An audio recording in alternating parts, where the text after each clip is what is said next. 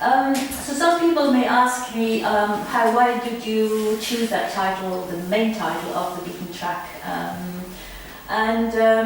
The reason, there are several reasons for that. The first is that my background is a practitioner, and I had to deal with very often central governments with their teams of experts that were dealing with what I would call very intricate environmental problems. And what I saw and what I missed was really looking what was happening at the ground and what was happening outside these spheres, notably among citizens. So the problem I was looking at was basically there was too little involvement of citizens and local communities in defining policies that was relative to these matters of public concern, as we know that Latour had introduced that particular notion. Policies geared to, these policies were focusing on efficiency, effectiveness, and really looking at very predefined goals. They were often applying, sorry, I have to be careful about this because it tends to run out. They were applying very often fragmented approaches, cutting up issues in watertight silo categories, if you like, separating them from broader contexts. And a point that for me was particularly shocking was that it was only this rationality of effectiveness and efficiency that prevailed. There was very little room for other considerations. And lastly, I saw, particularly in North America, because I was dealing with that part of the world in preparation for my for already what I wanted to do, but also as a practitioner, I saw that there were consultation campaigns presenting the proposals on the table as something that were initial ideas, and with lots of room for amendment, for listening, for taking on board what was going to happen. But eventually, it turned out that many of these proposals were far closer to pre-sealed decisions. The game was over when the consultation took place. So, with that in mind, I then asked myself two broad questions. So, could it be so that citizen groups, that non-governmental organizations with diverse perspective, not just with this efficiency, effectiveness, rationality, other rationalities as well, could they make a useful contribution to tackling intricate and certain so-called wicked problems? So the initiatives that I have been involved in were very often addressing borderless socio-ecological challenges. The one I was most interested was in preserving very sensitive commons, both terrestrial and freshwater and marine ones. And could these initiatives that were transboundary be seen as laboratories for experimenting transboundary governance and new forms of citizenship? So these were the two broad questions that I started out with. I'll try to prove it. You need to have in mind, you have the North American map in mind, and then you have the Pacific Northwest. And in the Pacific Northwest, you have an inland sea here that is made up of three arms. One is the Strait of Georgia, one is the Puget Sound here, and this is the Strait of Fuca. And right in the middle, in the heart of this, you have what you see here. A group of islands, an archipelago, that is absolutely bisected by an international border. Okay. So that was a very interesting example, I thought, to look at this kind of initiative that might be interesting for being a laboratory, as I told just before, for looking at issues that were transboundary and for seeing if some kind of new citizenship, so transboundary citizenship, could emerge from such an initiative. It took the name of the orca. Do you see here what the orca looks like? And it was taken because it was I would say an emblematic, iconic species that was actually crisscrossing these waters and didn't take into account that there was a border in the middle. and at the same time that was a very sort of a well-loved creature, if you like, that could mobilize energies to actually protect it, but it was not the only reason for having this initiative. It was more broadly to ensure a healthy status for the commons, the marine commons that were made up by these three arms I just mentioned, that we call the Sage Sea. So the initiative that I'm talking about, the Orca Pass Initiative, geared to setting up an Orca Pass International Stewardship Area. Okay, so you have to read what I say. So the people for Puget Sound down there in the right corner. These two were the main instigators, but were joined by a number of non-governmental organizations. And what you see also are a number of the name of tribes and First Nations. There was sort of names that are a bit exotic. And I put them there because you can see that they're actually covering well this area, and they're all very much interested and affected by this initiative. They used to have traditional fishing grounds in this area, so that's why it was very natural to bring them on board and engage them in this particular initiative. Okay, where are we? Here. We could also look at the initiative in organizational terms, and again here you see it right at the core. You have the two instigators, the Georgia Strait Alliance and People for Puget Sound. So then you have the steering committee. You have a coalition that is with members with various NGOs in the area, but also users. Such as fisher groups, divers, kayakers, but also commercial fishermen, also even universities and local colleges.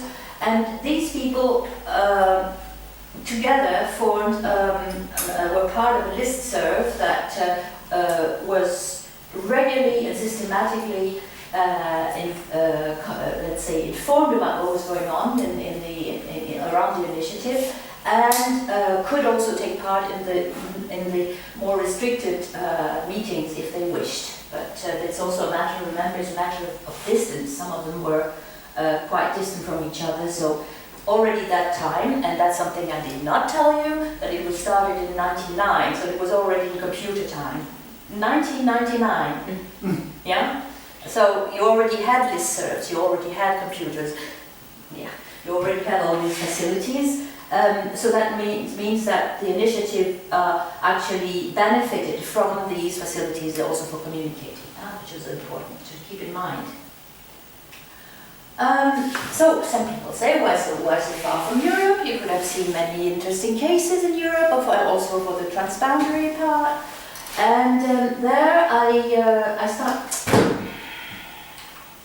Okay, I hold it like that. They started by looking at what happened, and I saw that there was a civil society that was extremely vibrant, extremely active, and what also struck me in relation to the as compared to what happened in Europe, they were not expecting to get support from public funds. So they were saying, let's do something about it, we will organize ourselves, we will try to get together, and then we shall see what we can have in terms of support.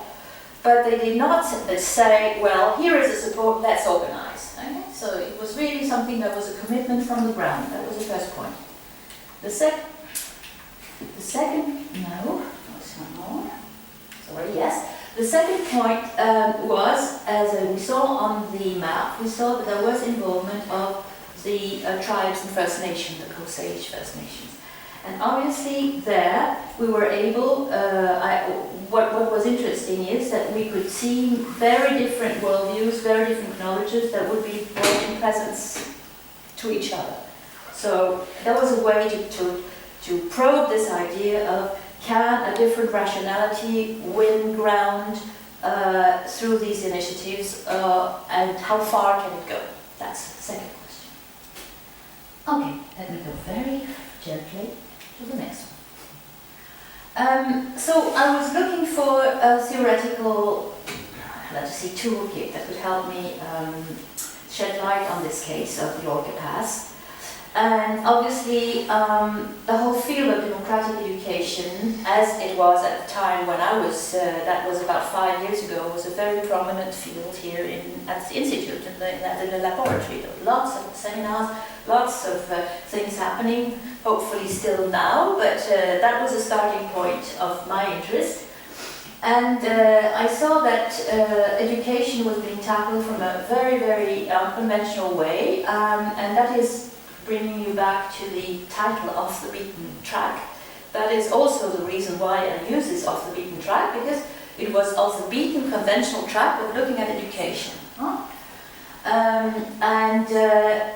That what I saw, what struck me was that not being an instrument for conveying certain attitudes, certain knowledge, certain skills, and bringing new citizens into like a mold.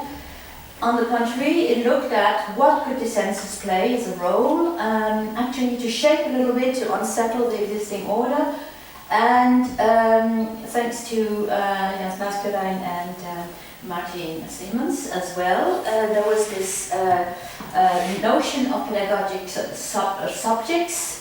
Behind that, if you haven't come across it, or you certainly will very soon, then what lies behind this concept is that you have individuals or groups that actually become aware that they can bring a very useful contribution to a problem in common, as I call it, not by drawing on something sort of brought to them from above, from outside, but actually harnessing their own resources, their own background, their own intelligence, if you like, and thereby becoming pedagogic subjects. So that was the first encounter, and one could have said, okay, why, well, it's a very interesting toolkit this, why didn't you just stay with that, okay, because that's already rich, it's already good, it's interesting. But, you know, I had this luxury, I must say, not to be totally bound by a very compressed period. So I had more than 4 years, let me put it that way, right? So I said, I have this in more than 4 years, so let me try to push my thinking just a little bit further. And for this to happen, so I said, why not just also look at something that might be, that was coming up, that was less familiar, and that was complexity-informed conceptions of education. And again here, coming back to the title, Off the Beaten Track, that's also because I was looking at an attitude or a lens to the work that was less familiar. So lots of reasons why Off the Beaten Track. What I saw there was interesting complementarity actually between what I call the Rancière conception and the complexity conception. The Rancière looks at, very importantly, equal intelligence of each and every one of us, capacity to talk, to speak, to think, without having particularly credentials for it, but just because we're equipped that way. That's an axiom, actually, an axiom that he stands for. And what the complexity framing of education is that it looks at it as a process of emergence, very importantly, largely self-initiated and self-sustained. I'm not saying exclusively, I'm saying largely. And it's self-sustained by interactions between individuals and groups. So there's a kind of dynamic that makes things happen, and that is again an assumption that sort of ties well in this idea that we don't need necessarily to be thought, to be told what to think. We can think for ourselves.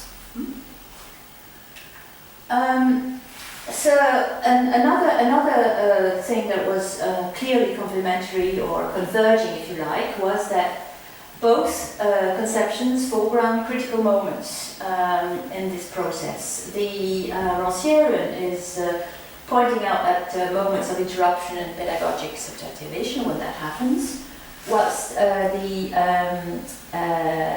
complexity conception introduces an interesting concept from actually the exact sciences called bifurcation.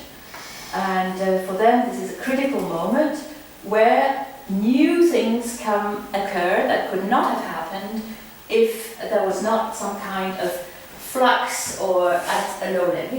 It's illustrated here. You can imagine that you have a situation where you have a lot of, sorry, I can't do that, I'm sorry, I just have to let you think for yourself. You have a lot of turbulence, you have a lot of disturbance in a certain situation, and this pushes the system, if you like, into first broaden into an array of equally plausible possibilities or options, but also you can see there's an ascending trend in this, that the system is being, the order, I would say to be more precise, the order that prevails in that system is pushed up to a higher level of order. And actually there's a whole trajectory that is created that way. So with that picture in mind, we can go to the next one, and we can see, well, I needed to just elaborate a little bit on what further considerations were behind my choosing the complexity lens, and making me feel that it was an adequate lens to look at the case I was going to look at. So this lens highlights the arbitrary and conventional character of boundaries. Boundaries is something that are man-drawn, not only man-drawn, but also conceptually, it does not necessarily correspond to any reality. First point. Complexity directs attention to potentialities, what is hidden, what is latent, what is possible, potential in each situation.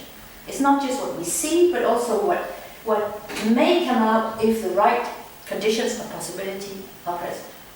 Thirdly, it sees, and there it really it fits very well, I think, with the Rancière view, it sees antagonisms as sources of creativity and underlines this notion of creative friction.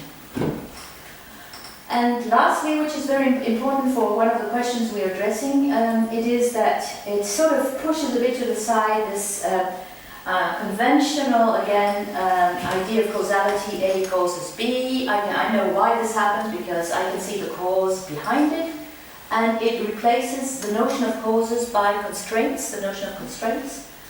And these constraints can be both, not both, either they can hinder, they can hamper a certain situation, or they can enable it. And if you have to look at what it is enabling constraint, I always try to give this idea of a river. You have a river that is very broad, and suddenly it goes in a canyon, right? So its flow in a broad area, in the floodplain or whatever, is very slow. But then it comes into a canyon, it gets compressed, and it speeds up and really takes on a lot of impetus. So that is an enable constraint. Yeah, the canyon was a constraint.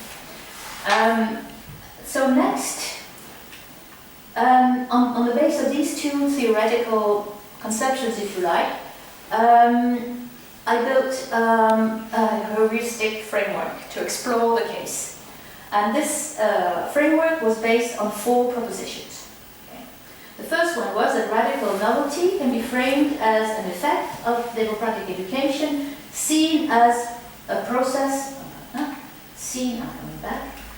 seen as a process of strong emergence. Now, I could enter, when we discuss, maybe we have a bit of time, I can tell you what's the difference between strong and, because I cannot enter in all the definitions. But keep that in mind, please. Strong versus weak. The next, radical novelty manifests through 2 shifts. We saw this on the scheme. Expansion of the array of possibilities of different responses to a problem situation, and leaps upwards to another level. And this has been defined more closely, or refined, if you like, by some complexity thinkers as a logic that is more relational and contextualizing. When you're looking at a situation, you're not looking at it in isolation, but you're embedding it, as it were, in a larger context, which is very important for complexity thinking. And the third proposition is that flux should have a sufficient magnitude. When it has a sufficient magnitude, it can actually push the problem, unsettle an existing order, and bring it to jump to a higher level. And fourthly, dissenting speech enacts, and there we bring in the Rancière notions, interruption and pedagogic subjectivation. Both these critical moments, if you like, can be framed as flux that enables bifurcation events. So what I'm trying through this heuristic framework is actually to hypothesize, if you like, a link between the key notions that were introduced by, respectively, the Rancière conception and complexity conception.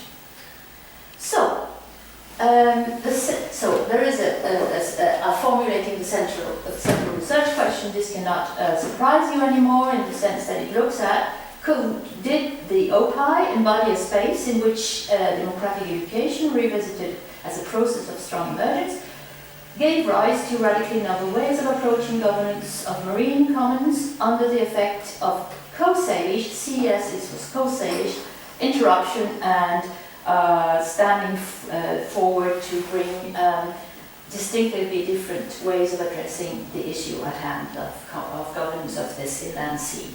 So this is a central question, but I found it more practical and manageable.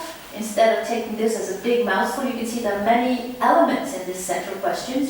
So it was quite evident for me to break it down in four ancillary questions. The research question 1 pertaining to was there bifurcation? 2, were there some interaction where we saw that there was interruption on the part of the co-salish protagonist? I wouldn't have known. I mean, I didn't know that in advance. It was a question at the moment. And would have been interested to see if there were no interruption. What would have happened then? I mean, so, open question. Third, was there some kind of episode where I could see the co-salish stand up and bring their particular perspective to the fore, and at the same time expressing or let's say making clear that they were aware of this role they could play, that they were aware of their contribution. And the fourth, and that is something to do with the complexity causality. Could these moments that we might observe, could we see that in some way, or could we claim reasonably, that they afforded bifurcation events? So open questions, because we were not so sure there would be bifurcation, we were not sure there were going to be interruption, we were not sure there were going to be pedagogic subjectivation. Open. Absolutely open.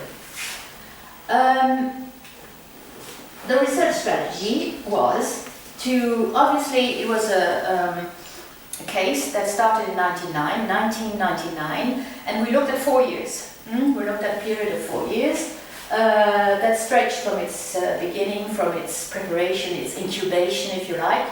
But what we really focused on was what we called the heyday, and the heyday was a time when it gathered momentum, it gathered speed, and it sort of really got this capacity to engage a lot of different actors and a lot of groups.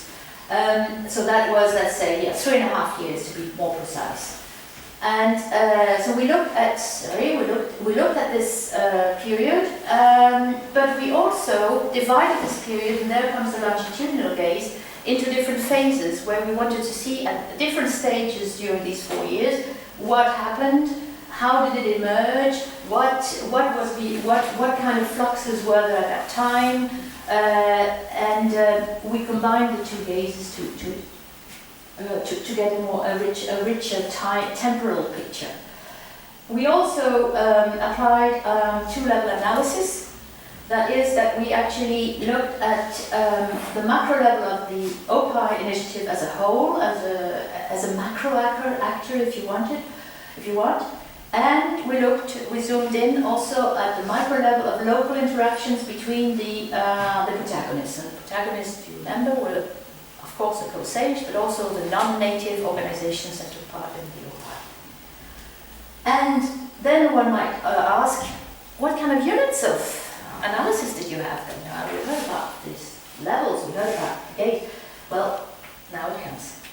Its units of analysis were actually visions. The vision that emerged, that first was sort of tentatively drawn up by instigators, very, very, let's say, not, well, I could say tentative at that stage. And then we saw how it emerged over time in different phases of the OPI's heydays history, or heyday period. And that was at the macro level. And then at the micro level, we looked we zoomed in on the visions, always visions regarding the future of this inland sea, right? And what kind of things, what kind of options could be undertaken to improve its status. So, in terms of sources, we were nearly exclusively into documentary material. So we were looking at conference papers, we were looking at emails. Remember, there were already emails and information technology already at that time, meeting reports, and some retrospective conversations with former OPI protagonists that sort of supplemented what we had understood from these first three sources that were contemporary to the period we were looking at. To this material we applied semantic framework analysis, and that means that we a priori or ex ante decided what kind of themes we would be looking at under this broad issue or matter of public concern called marine governance. And there we had two themes. We had the two main themes. There were the principles that were undergirding the governance, and we had modalities understood like ways, practical ways of governing these commons. And as sub-themes, on the first one we saw knowledge base.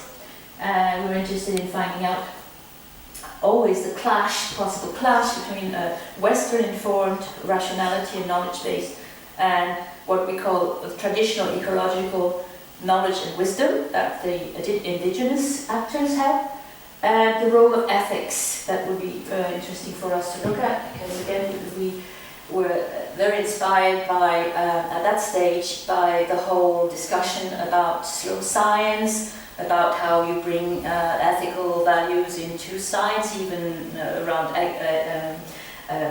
environmental matters.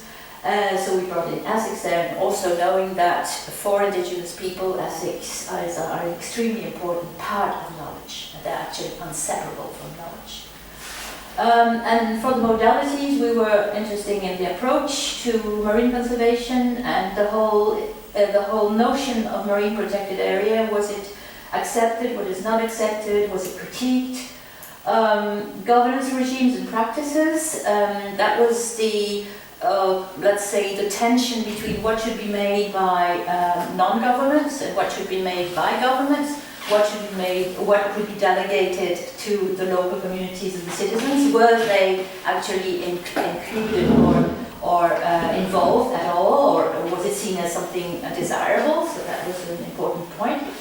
And well, that can't be of great surprise, the shared governance across the border, because one of the reasons why we chose this case in the first place was that we had this border that transected it. So we wanted to see were there any interesting ideas of spanning these borders, and also knowing that you had the Coast Salish people, if you like. They were split up in tribes of First Nations, Canada and North First Nations. Tribes themselves, but they had never really let go of a picture of a common Coast Salish territory that was actually a reality before this white man border came in 1872.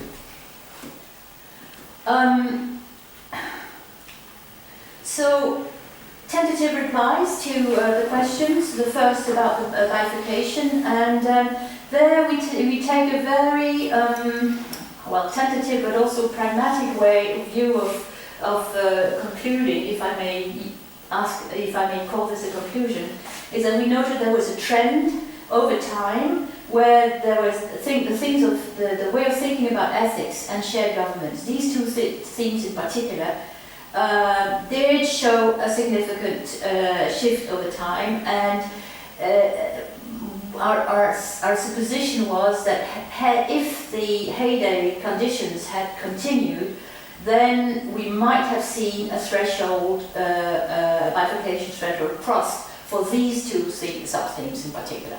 Not for the rest, but mainly there was a kind of momentum that was sort of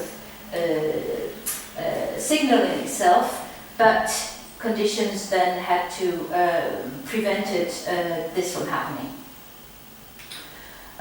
In the second one, we could certainly claim that there were sufficiently forceful and dissenting messages, particularly around ethics and the way to govern the commons.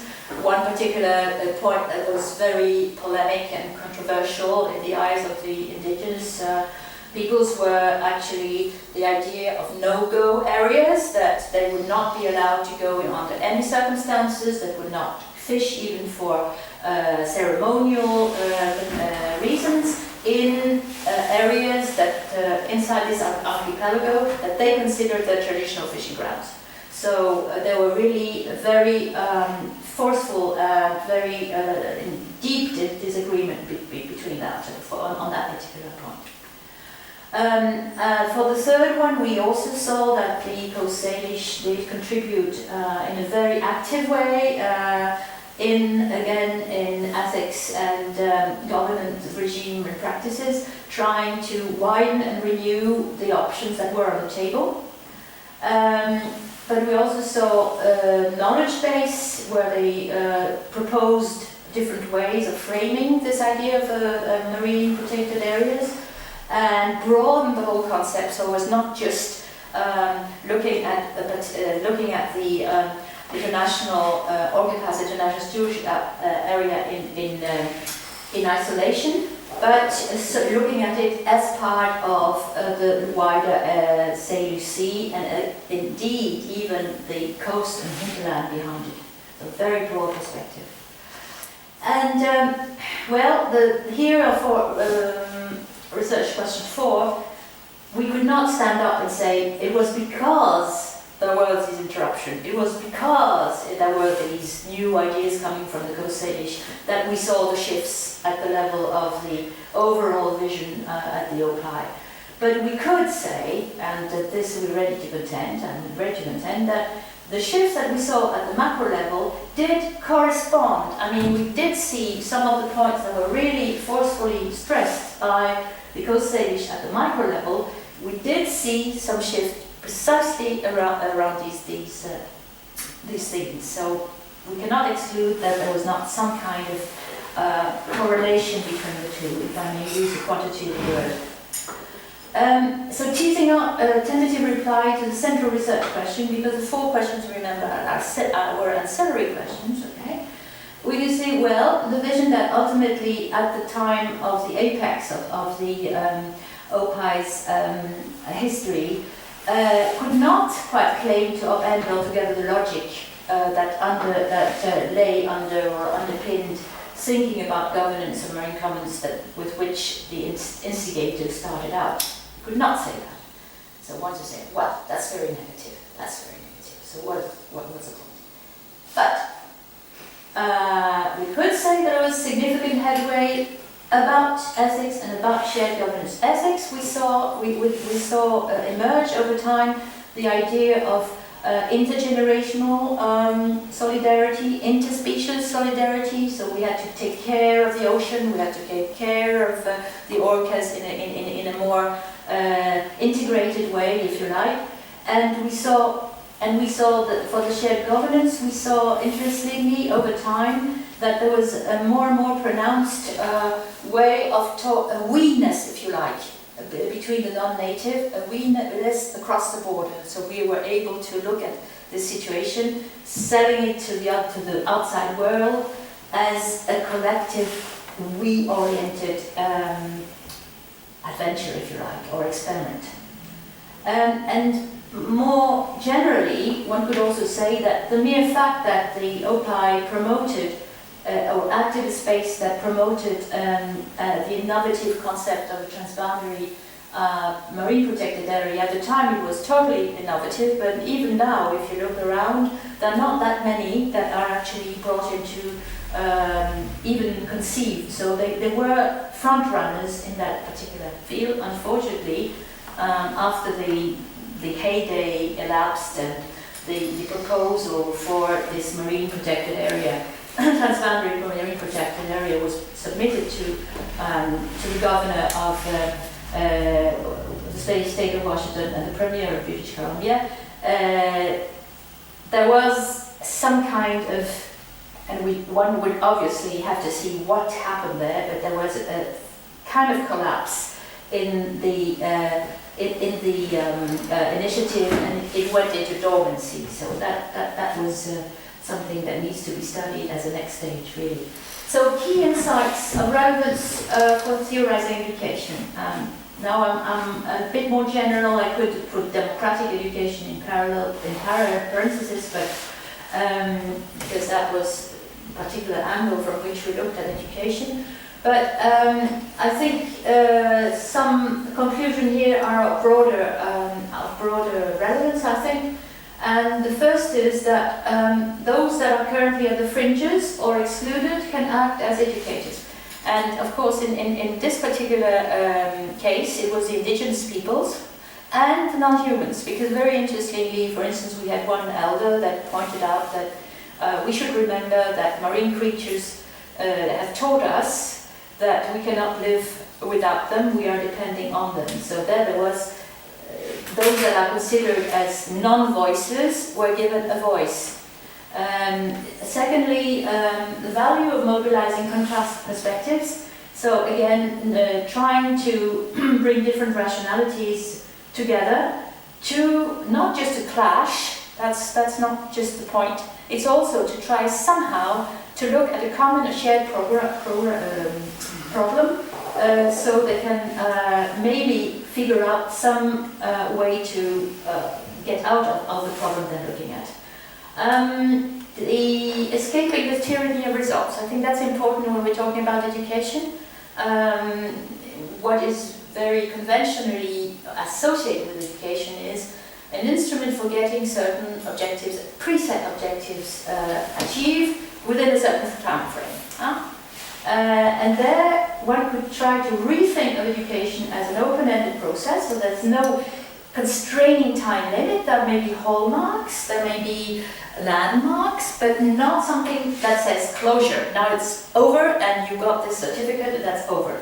This is an open-ended process, and it's something that adapts, that first of all involves a lot of unexpected results, we cannot foresee them, but also I think it's important to say that it's contextually changing. So what might have been important or relevant results in one context may be totally relevant or inappropriate in another context. So the importance of context is crucial.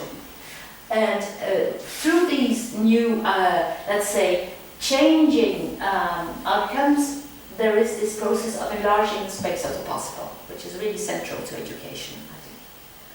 And the last one is reconceptualizing the role of education. Though here, Fenwick, he was onto something interesting, saying that when we are dealing with complex, let me put it that way, uncertain, unknown, unfamiliar, and rapidly changing conditions, the role of the educator is, as she puts it, doing less rather than more.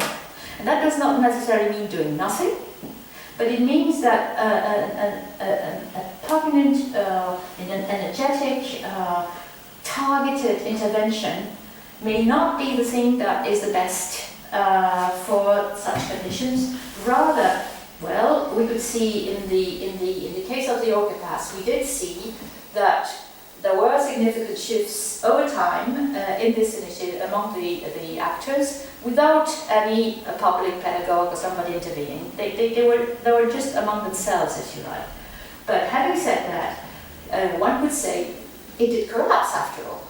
It didn't go on. So would it be so that had there been somebody it might have been maybe supporting it, or it may have prevented it from this hard landing, and it might have gone out. But this is again a conjecture. I mean, I'm guessing here. We cannot know. All we can say is a less, let's say, voluntaristic role for the educator, and maybe more stress on accompanying initiatives and creating conditions where this dissent can be exposed, where the ideas can come to the fore, and where proper listening can happen. So, thank you for your attention.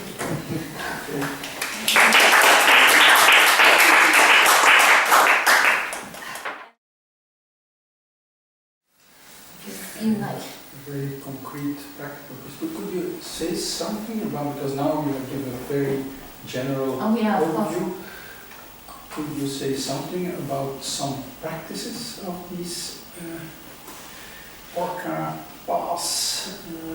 So you say that they are educational practices in the senses that you have explained.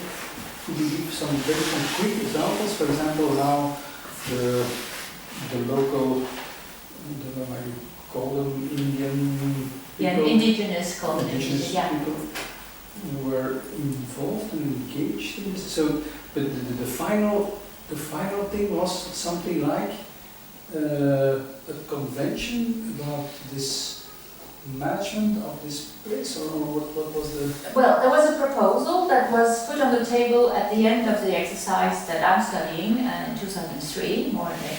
And it was a proposal for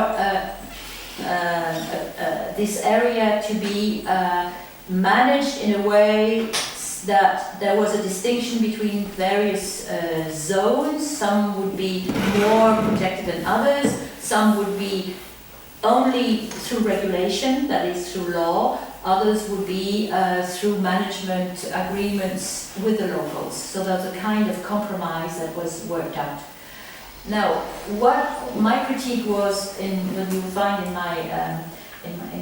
my work, is that that there happened to be a very long-standing experience among the indigenous tribes and First Nations, and knowledge about how to manage the marine commons in a way that kept these commons very healthy, and there were at no stage in documented history was there any sign of depletion. On the contrary, there was thriving resources in this.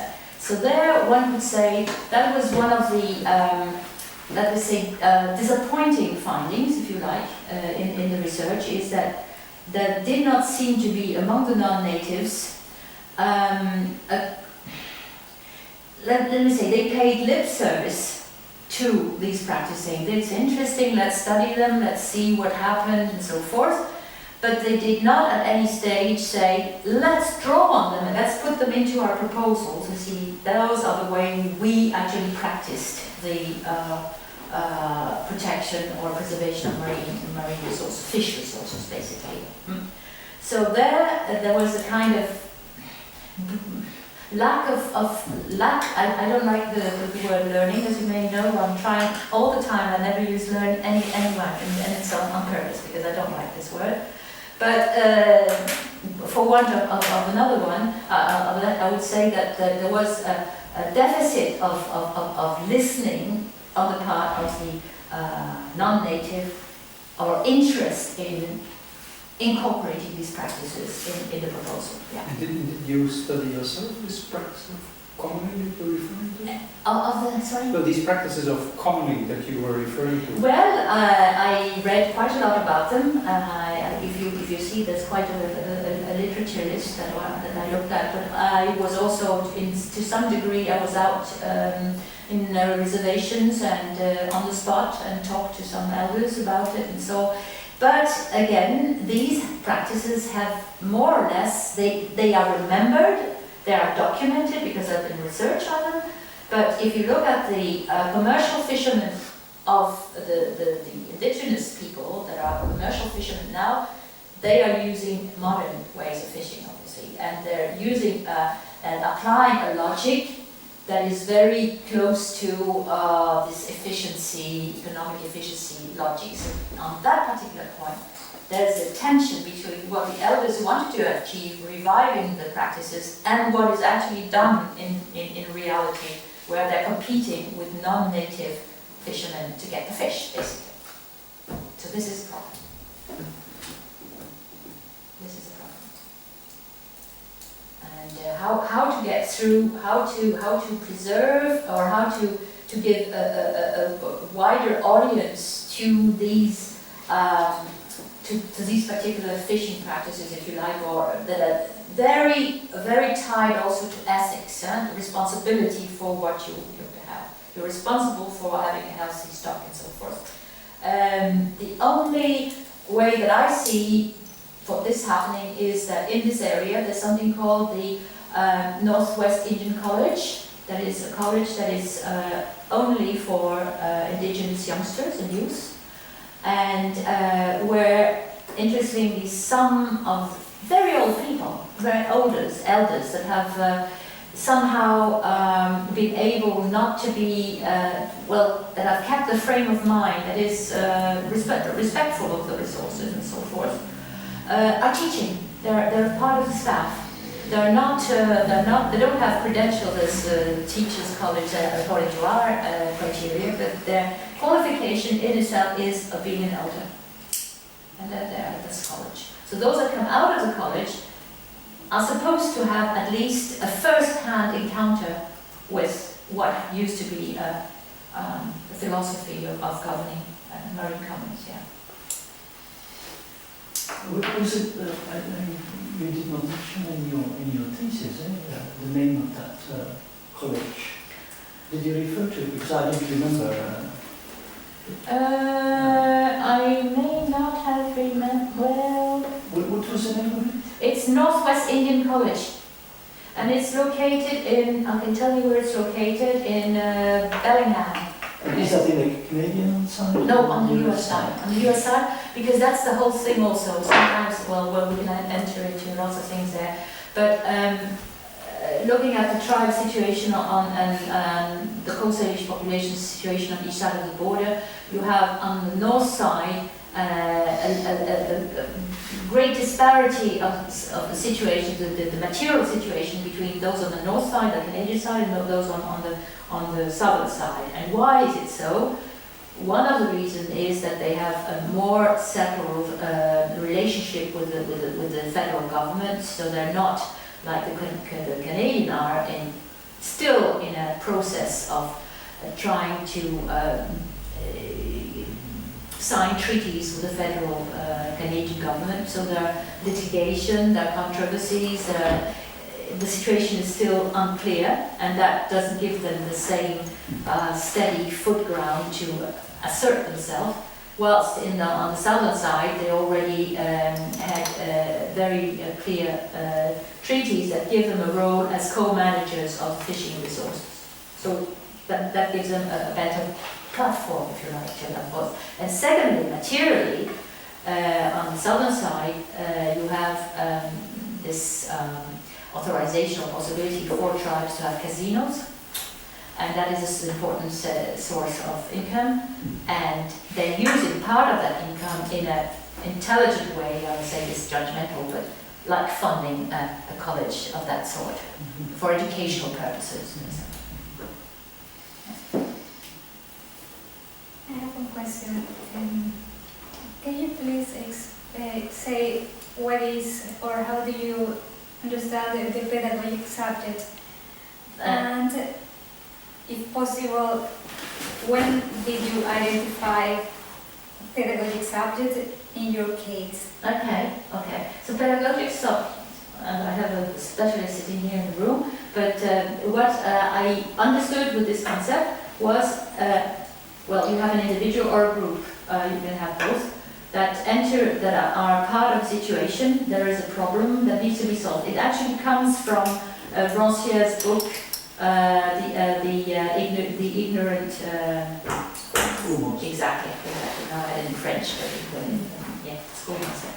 And if you know it, I don't need to enter into it. But in a nutshell, it's a situation where there is this problem that no one has the ideal solution how to tackle it, but by harnessing good ideas, the imagination, the intelligence of all those in presence, the chances for finding a way out of this problem are far greater. And so that's a sort of objective way of looking at it, if you like. But you also have in the first let's say in the first place, if people don't really think they can contribute, then they just remain quiet, don't they? They just say, oh no, it's not me, I can't do anything, what I'm saying is not the right thing, maybe I'm too stupid, no, I'll just keep quiet. But if you have a certain realization that, hey, my thoughts can just be as good as the others, or I may have ideas, or my background, my experience, what I was told by my parents or my elder or whatever, can help bring a perspective on this particular question. If you have this sort of pride in you, or self-knowledge in you, then you become a pedagogic subject, because you can actually transfer some of your knowledge or experience and bring it to be fruitful in certain situations. So that is becoming, of me, a pedagogic subject. And typically, that's what happened in the Orca, in the case, because there was sort of groping with what should we do, what is the best way to tackle this. There was no predefined way, if you like, of saying, we could see that the fish stocks are going down, the oil spills and all these things.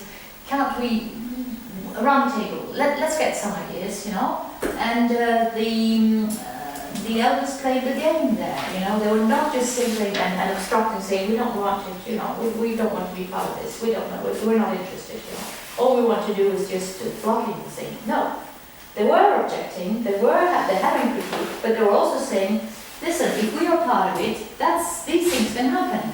We can sort of maybe improve some parts of it, because we can bring our knowledge and our values to the fore. So they became pedagogic. The last question. Don't worry. So when you mentioned something that some groups, I don't know, well, some of the, let's say, authorities didn't listen to it's not authorities. Not authorities. Yeah. And there are no authorities. Groups, yeah. Okay. So didn't listen to the indigenous or those voices. Not enough, at least.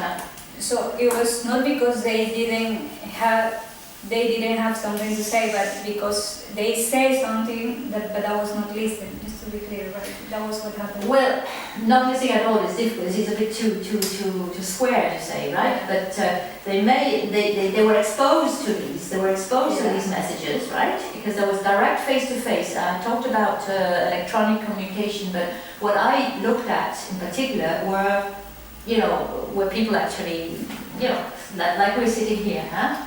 So you had this direct first-hand exposure to what the elders were saying, sometimes in a very articulate way.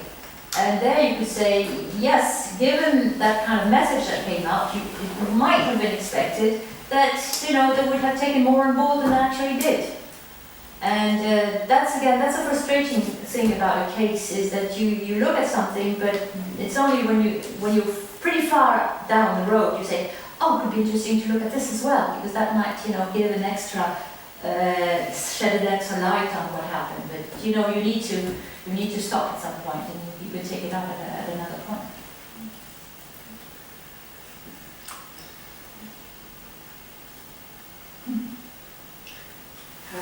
I don't know how to ask it, but you try to use some theories, concepts on educational, citizen education, education, to look at a very complex case. Yes. I don't know your background, but I think your background is not from educational science. Oh, you mean before I made So my question is, looking back to your analysis, trying to use theories on citizen education. Yeah. How do you value the importance of this kind of concepts to look at this kind of case? If you compare it to other colleagues who also try to analyze these kind of cases without theories on citizen education, do you have some reflection on that? Well, that's an interesting question actually, because now at the moment I'm back into the world of practitioner, right?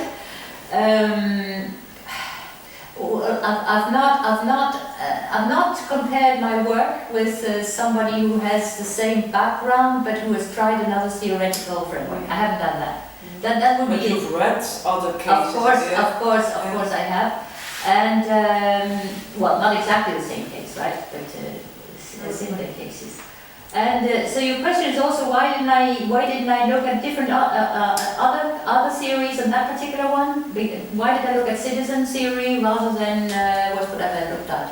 No, the question was Educational theories Yeah. on citizenship. not why did you not, Yeah. but what has it brought to you?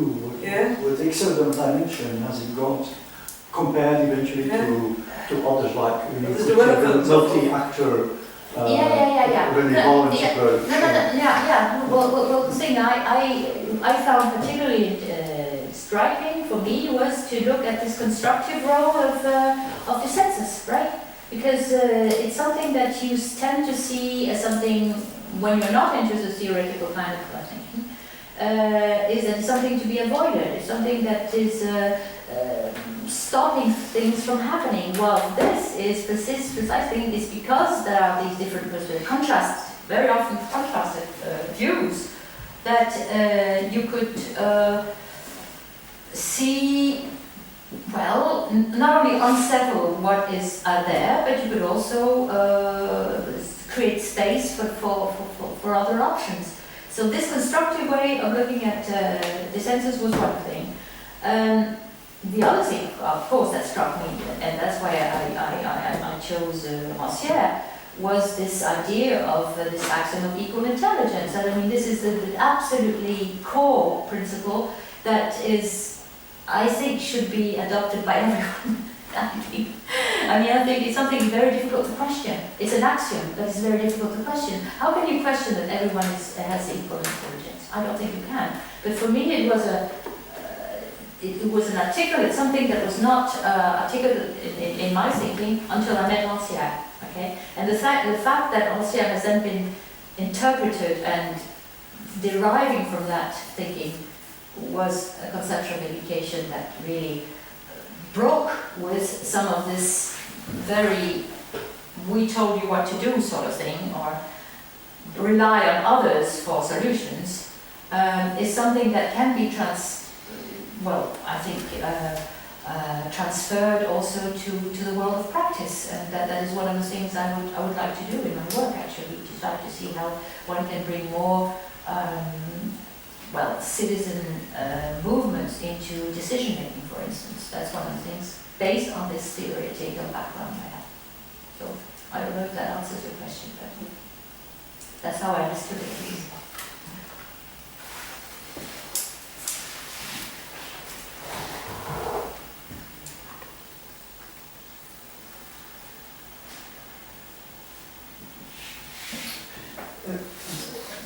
If I may, Yeah, of course. I've already had the opportunities to enter into conversation with you, but taking a little bit distance, some methodological issues emerge. Yeah. And, you haven't observed these profound changes which you expected that Hoped for. or you hoped Yeah. for. Well, the question is, it could have something to do, of course, with your instrument. The instrument, Yeah, of course. the way you have the vision. yeah, and also could have something to do with the time frame.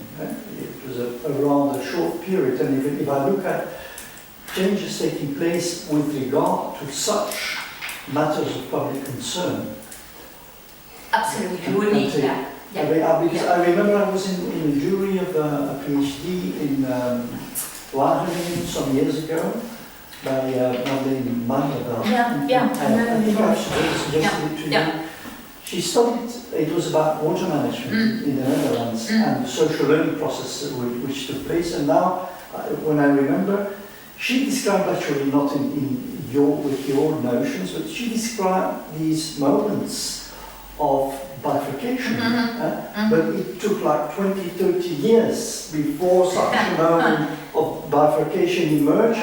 And she studied the changes over a period of 100 years. Yeah, well, obviously you can see things there. Yeah. But interesting, something I just heard the other day, which is, I mentioned that there was this heyday and then sometimes it collapsed into dormancy. These very days, there was a conference over there, and one of the proposals was to revive it. Yeah. So it's you can see it might be a moment. I've seen it. So inside the short period, I saw a couple of phases and moments that really struck me as standing out in that particular 3-4 year period. But it's true that it could be seen as, over the longer run, these 4 years or heyday years could be seen as one moment, and then 10 years after there was a revival, so it could be a new moment standing up, and with that sort of longer term view, you would end up having a totally different picture. Yeah. And of course it depends also on how you define result. And again, as I said, is this a result, or is this just a signal, a landmark, something that on the way to something else, and always, let's say, I like as a notion, I like this way of moving targets, because moving targets is something that is being redefined over time and may take different shapes, so you cannot. But it's less comfortable, it's less comfortable because you don't really, you have to accept what is possible to produce at that the context can bring and the conditions and possibilities allow at that particular time. It's a different frame of mind totally that you need to adopt. I think you need a different frame of mind also, because this whole idea of nature conservation and protection areas and so on. This has been developed in a particular historic. Absolutely. But you now see, if you refer to the thesis recently defended by Quang in Vietnam, you see very similar things. You see how a particular way of framing how the environment should be defended on the basis of, it's mainly Western scientific ways of understanding how nature, what the problems are and how to solve the problems and so on. And that is very, very dominant during a particular period. Now it's becoming more fragile. And yes, then against this background, in this broader context, there may be things that change also. So it could be interesting also to make some kind of comparative study of how in different locations with with reference to different practices of conservation and how these things change. Well, that was one of the reasons why I also wanted to bring the indigenous perspective into and trying to make it more visible, if you like, because I saw something important could be taken on board from that vision or from that perspective, if you like, namely that the very notion of environment is a notion that is dictated by a certain rationality. Environment means something that's different from us. It's something that's outside, whilst they actually see the humans and the non-humans and as something inseparable or something that forms part of the same web, right? And so they never ever use the word environment if they're allowed to use their own conceptions. And also another thing is protection is not something they see necessary. Because protection is something when the humans are seen as predators to nature, something that is harming nature. They don't see that. They see themselves as guardians of nature. They see themselves as stewards of nature. And the more human involvement, presence in what we call nature, the better. The better, because they actually manage it in a way so as to keep it healthy and thrive. So it's a totally different point of view, and I think we, as Western, could at least listen to that and see, well, why do we actually want to exploit that? I mean, isn't a way of turning around the situation is to feel responsible for what is happening, right? Responsible for bringing it back to a certain status, yeah, or health, if you like. But a comparison of different views on what we call nature is certainly very much a topical thing, a timely thing to look at, yeah.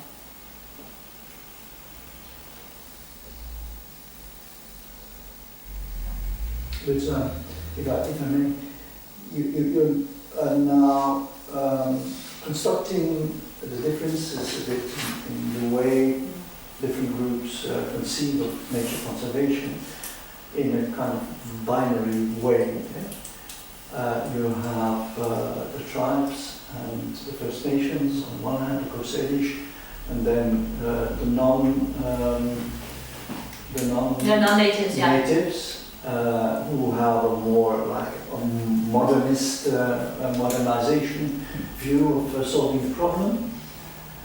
There must be some kind of, when these groups engage with each other, there is this inevitably, and you have described, there is contamination. Yeah. Yeah. So I think that is also very interesting to observe how these strict borders then between different worldviews are getting blurred, and they need to get blurred in order for such bifurcation to emerge, I think, somehow.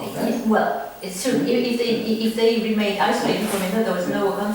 Well, there was actually one elder that had this attitude of binary attitude, saying, we have our views, you have our views, we live along each other, but we don't really need to have interaction. But that is like a dream world, because there's a sharing of this geography is the same. They're sharing the same water, the same air, the same so they're living together, right? And interestingly enough is that in that particular area, in that particular region of North America, you have non-native groups that just like the native groups say, we're not going anywhere. Which we found the land we want to stay in, and there are far less mobility. When people settle, once they settle in the area of Vancouver and Seattle, they stay there. It's interesting. Well, you know, the white Americans are known to be very mobile, exactly. But it also means that many of the whites that are there come from other parts of North America. They chose this island. It was a chosen site. So they're all there to stay, more or less. So they are sort of condemned to live together and find a modus vivendi. About your question of finding some kind of common ground. Well, on the part of the indigenous groups, now I'm talking more about natural resource management. They actually hire natural resource managers that are Westernly trained, but that are hired and work for the tribes. So there you have Western people whose job is to take care of the interests of the tribe, the commercial interests, selling fish and what have you. So there are some people who are in a little bit of a tension between knowing that it's not quite like working for non-natives, but on the other hand, they need to apply some of the criteria to be able to bring some welfare and some income to the tribes or to the First Nations. I wouldn't say these people are the only ones to look at. I think there are also, among the non-natives, some that would, if you talk to them, would be, well, what I felt, had a bit of the temptation to go native. to defend the. I didn't actually go and look at each of the groups, non-native groups, and see how they reacted to the messages they got exposed to. But that would have been a very interesting case as well. Some being or seeming not maybe to listen as much as they wanted. Some holding on to whatever they wanted to hold on to. Others paying lip service, okay, but maybe not going as far as what I would have expected. And then those that were nearly taking the other side, and they're nearly saying, I'm a spokesman for the other part, and I can understand what they feel and so forth. I did see that in the margins, but I didn't go deep into analysing what Would it not be interesting to do some biographical research about these people who operate on these borders, these mental borders? Yeah. Those are two hats or something, you know. Also in view of your notion of pedagogic subjectivation. I think if you want to understand that, they could bring insights from both worlds, as it were. Yeah. That could be very interesting. But that would require looking at particular individuals then. Yeah. Yes. Yeah. Proposal something, but you could only do that after. Yeah, of course. I mean, so that's a It's thing. for your next. When you're looking at a case, you find new questions. Obviously, I think that's part of the game, isn't it? Yeah. Okay, thank you very much.